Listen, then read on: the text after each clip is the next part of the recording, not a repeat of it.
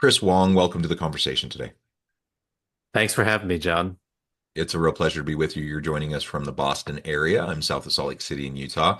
And today we're going to be talking about nonprofit leadership generally, but more specifically, like what can nonprofit leaders do to better engage and develop and retain great employees, given that most nonprofit organizations are in a resource scarce kind of environment and Right. context. So you can't necessarily pay great, but what else can you do to really, engage and develop and retain those folks despite Mhm. that. And we'll explore a variety of different ways that we can go about doing that. As we get started, I wanted to share Chris's bio with everybody. Chris Wong is a licensed therapist, executive coach, and co host of The Art and Science of Difficult Conversations, a podcast for people who want to lead with more clarity, confidence, and courage by learning or leaning into the hard conversations. With over 15 years of experience in nonprofit and healthcare sectors, Chris specializes in helping purpose driven leaders navigate messy transitions, fix dysfunctional teams, and lead culture change that actually sticks.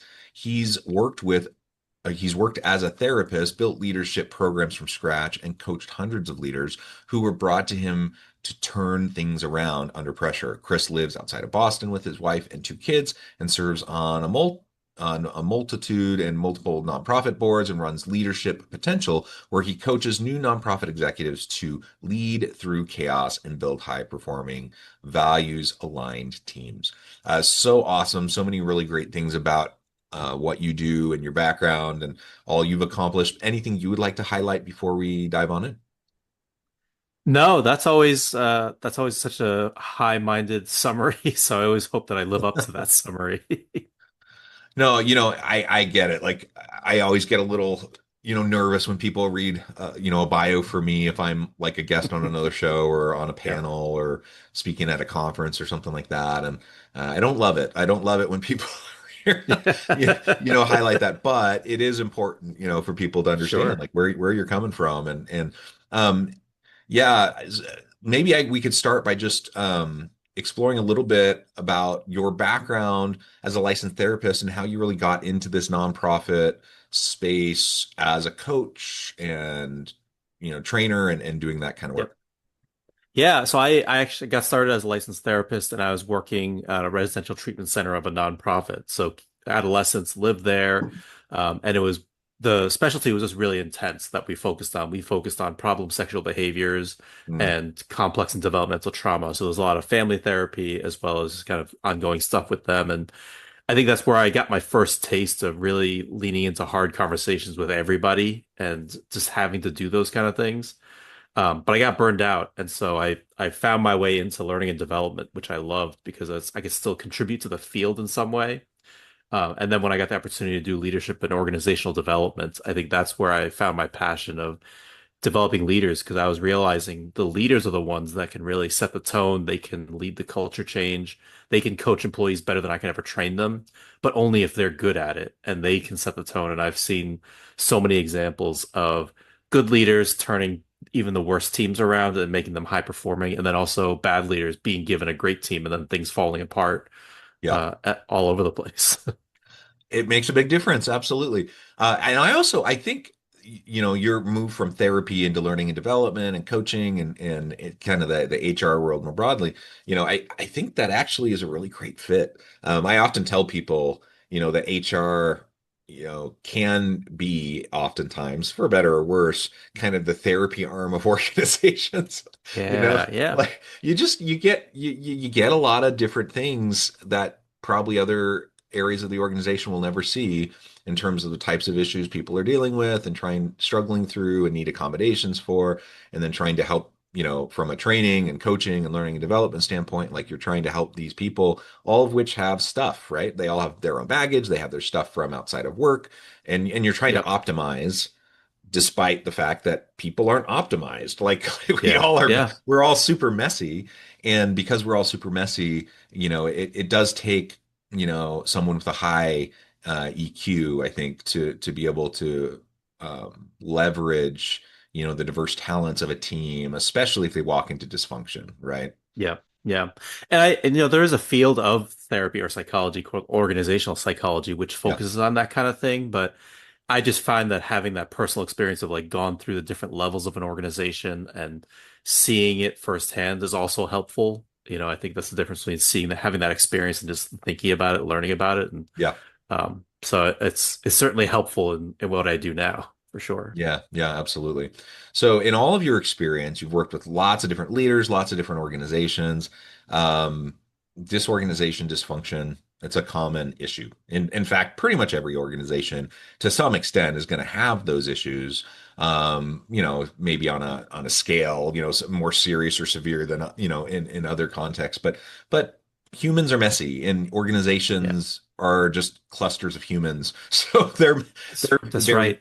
they're very messy. And so, like, what are some of the most common types of like culture and dysfunctional issues that you tend to see in nonprofits in particular, but organizations generally? And what do you think some of the driving causes are of that? Yeah, and I think this goes across every type of organization. I've worked in different types, and it's the people stuff that tends to be the same. I think it all comes down to this phrase, assumptions kill. I think Yes. so many leaders make assumptions about lots of different things about what motivates their employees. They have a mismatch there. Level of effort. They assume that because they gave a lot of effort, they're managers because they worked really hard. They did a lot of good stuff as an individual contributor or as a frontline manager. And so they're given the reins to the next level. They just kind of assume, oh, people have that same kind of motivation that I did to fix things or figure things out. So I think there's a mismatch there. They Hmm. assume that there's a standard operating procedures or processes that everybody knows, but Yeah. they really don't because there's so many assumptions that people are making about why we do work or workarounds because something doesn't work and we're not going to talk about it or fix it. So we're just going to work around it and they figure it out. And so I think it's just all these assumptions about what drives people, what motivates people, what the rules are. I think some people are just playing different games altogether about what's acceptable, what's not acceptable, and like that's the whole essence of cultural humility or cultural competency, whatever you want to describe it. It's not about. I think it's in vogue now in kind of popular culture to think of it as like affirmative action or not just giving extra accommodations to people that may or may not deserve it. At the heart of it, it's really about you have to learn about other people and stop assuming you know what's going on for other people. Yeah. Assumptions. I mean, the old cliched saying, it just demonstrates your incompetence when you're making assumptions. And um yeah, I think again, it's human nature. Like we all do it. Like it's unavoidable Yeah, to make assumptions. We all take mental shortcuts all the time on all sorts of things and how we operate and work through our day, especially in really complex situations. It's human yeah, nature. Like we're going to simplify, right? The challenge is, especially when we're dealing with humans, and simplifying, like inevitably we're even if at the heart of the issue we might even be right. There's hmm always nuance, and there's just always yeah, things that are not going to fit with our assumptions always. And so we that's just right. have to. I like how you said that humility. Like we have to just have that humility about how we go about interacting with other people. Have some grace for them because they're dealing with stuff just like we're dealing with stuff. Yeah, And then just assume that you don't actually understand what they're going through, how work is going for them, what motivates them, etc. And just learn and listen, like have conversations, get to know your people. And there's no substitute for just really knowing your people. And that's that that's that it. doesn't just happen, by seeing their work products. It happens by talking with them and interacting with them and having meaningful, engaging conversations, and developing trust with them over time, right? Um, Yeah, and then people are more willing to be vulnerable and genuine and authentic with you, and that will give you a clear picture into where they're coming from, what motivates them, what's driving them more in this moment. It's also important to recognize that people aren't stagnant. Like we are constantly adjusting, like and shifting, that's it. and sometimes it's a big thing, like life stage or career stage. But sometimes it's just like the little things in the day to days that, a particular day of the week might be more hectic than other days of the week for an individual. Yeah. And knowing that can be helpful, right? Right. And then you can provide supports, you can provide resources, you can just be understanding of the types of issues that people might be facing. And what motivates me today may have not been the same that motivated me last year, Exactly. Yeah. or maybe what's really in my like what is really getting under my skin and driving me to do something today might even be a little bit different than what it was last week. I mean, so part of what I'm saying, I don't want to scare people off. Like it's everything's unknowable, like people are complicated, blah blah blah. Like yes, and we actually can through developing relationships of trust with people, we actually can get closer. We're never going to know everything. Of course, we're not omniscient, Right.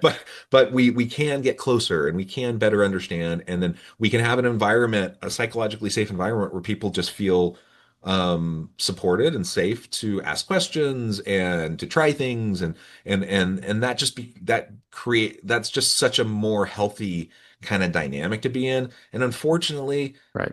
we've all had experiences in organizations and with leaders where not only is that not true, like that's not how things are, but it's unfortunately sometimes the opposite. Like it's Hmm. toxic, it's hostile. You don't feel like you can ask questions. You just put your head down and kind of plow through and do what you need to do to kind of keep people happy without like upsetting people. And but you're not creating and innovating in that kind of a space. Right. Right. And it's just even having that conversation, right? Like Yeah. I worked with a leader who last month we were talking about this, how to develop your employees. And she was like, she's a finance director. And she's like, nobody on my team wants to grow. They're happy with where they're at.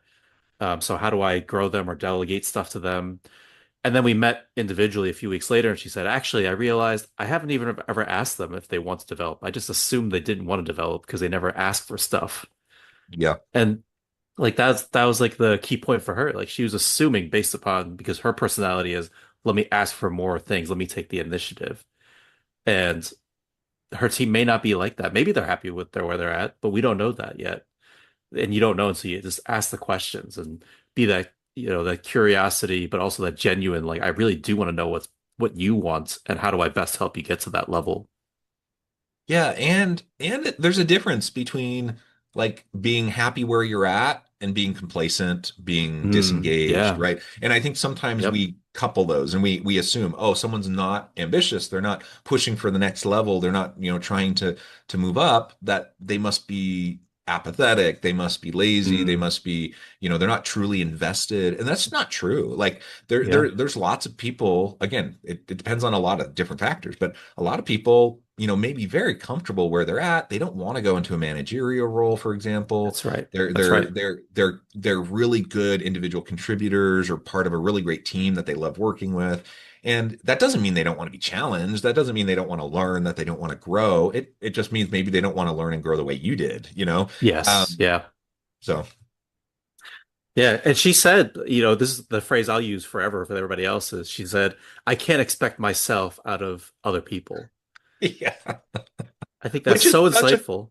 it's insightful, and it really does show great humility and self-reflection, because I think that is pretty much kind of the default setting for most leaders. And this isn't an accusation, it's just an observation. That they're like you said earlier, they're successful, they've worked hard, they've been great individual contributors, they're rewarded, they're promoted. And it's just human nature. It's natural for you to kind of want to replicate that. Like you're Right. like, okay, this is what helped me be successful. I'm going to try to now do the same thing to help my team become successful. But that's why diversity is awesome. Like people have all sorts of different worldviews and backgrounds and skill sets, and you can complement each other through that variety.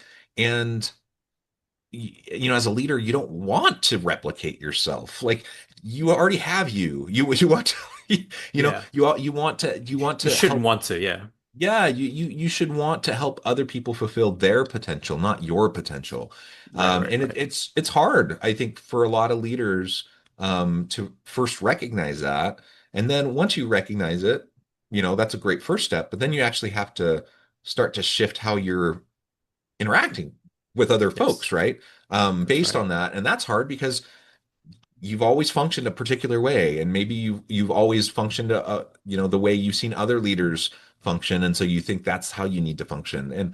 And there's just so much more flexibility around how you lead. The humility is huge, and it really can, when implemented effectively, like having appropriate levels of humility and vulnerability with your team really can help to foster those stronger, tighter relationships, greater trust, and Yeah, and ultimately, you'll know better. You'll know what drives people. You'll know what matters to them. And maybe right now they're comfortable where they're at, but that doesn't mean in a year from now they won't want or be that's ready right. to move to the next level. And so, Yeah, the hard part about that is it is the hard work of leadership, of like being present, being available, listening, having conversations. And there's no shortcuts around that, right? It's not rocket science. unfortunately, yeah. It's not rocket science, but it is hard because it takes a lot of intentionality, and it takes time and genuine, energy and effort towards those around you. Yeah. I mean, that's why when I post stuff, like even on our podcast, like we just talk about the same things over and over again, right? It's always the same skill sets, always the same things you need to say. It's just you have to actually go out and do it. There's no substitute for that courage to go out there and have the conversation on an ongoing basis, or it's the courage to even admit, I don't know the answer to this. Yeah, yeah, absolutely. So let's great conversation. We could go on with this kind of Yeah, absolutely. focus for forever, I think. It's super fascinating. But I do want to hone in a little bit and talk more specifically now within the nonprofit space. Resource scarcity. You're usually overworked, understaffed, under-resourced, like, and so it's a space that's really ripe for potential burnout. It's hard to attract and retain really great people because the truth is great talent can go elsewhere for more money, right? And so, like, what are Right. some of the things you've seen from great nonprofit leaders who, despite that, within that context, they're able to really engage and develop their employees, and really leverage them to their fullest potential. Yeah, and I'll say this hurts me because I'm a facilitator. I do trainings also, but training isn't always actually the right answer. And Yeah, in fact, absolutely. when creating leaders, training is probably not super useful. What you really need is ongoing coaching, mentorship, giving them opportunities to develop a skill set. And so it's not always about the money. Like money is always a tight resource, and time sometimes is a tight resource too, but you have to at least give up time. And that's giving up time to have them either do some coaching through you or somebody else, do some mentorship with somebody else who they look up to, or somebody who could really help them get to that next level or grow in that way they need to be. And also giving them opportunities to try new things. So not necessarily overburdening them with like, here, do this task I don't want to do. That's not necessarily Right. going to grow them Offloading all your anyway. busy work, right? Right. But things that will help them build that skills of communication, of managing other people. So maybe being a lead or being a mentor to some of the newer team members, leading team meetings, or helping with the scheduling of activities or things like that. Whatever might be helpful in building that skill set to think at a higher level, because you want them essentially to get out of the tactical every day. How do I fix this specific problem? And you want them to start thinking strategically. So inviting them into that thought process with you and like, hey, we need to solve for this problem. We're understaffed or we don't have the resources to finish this project. How would you go about doing this? Getting them to think at that higher level is gonna set them up for success. And it's not taking money, right? It's just taking you sitting there, being willing to sit with them and help them think through that process and start developing that skill set and practice that muscle.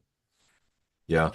And not everyone who ends up in the nonprofit space, but disproportionately, like when people end up in the nonprofit space, it's often a conscious choice, right? Like they're willing to sacrifice maybe higher Yeah, salary for maybe better work-life balance, or other intrinsic benefits, that right. they value, meaning, purpose, those sorts of things, right?